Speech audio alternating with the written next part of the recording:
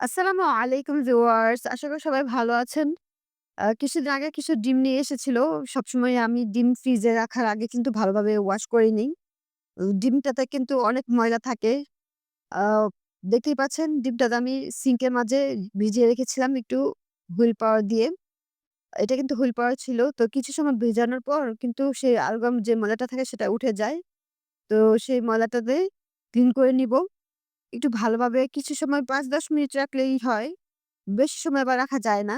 কারণ বেশি সময় রাখলে আবার দেখা যায় ডিম ফেটে যাওয়ার সম্ভাবনা থাকে।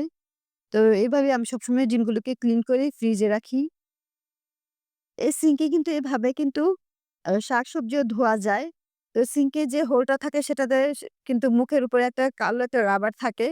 তো আমরা কিন্তু অনেকেই এটার ব্যবহার সঠিক জানি না। আমার আগে যখন ছিল, অন্য আগে এটা কিন্তু চেঞ্জ করা যায়। তো সেটাতে যেই রাবারটা ছিল আমি ফেলে দিয়েছিলাম। তো তখন আমাকে দেখা যেত বালতিতে এই ডিমটা ধুতে হতো বা শাকসবজি হলে বালতিতে ধুতে হয়।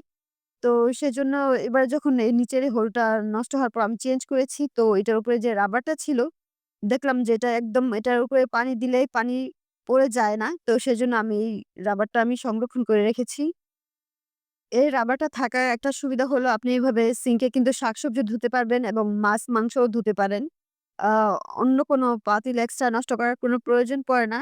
তো এইভাবে ছাঁকনিতে আমি ডিমটা শুকিয়ে নিয়েছি। এরপর ফ্রিজের ড্রয়ারে রেখে দিয়েছি। ভালো লাগলে ফ্রেন্ডদের সাথে শেয়ার করতে পারেন। আল্লাহ হাফেজ।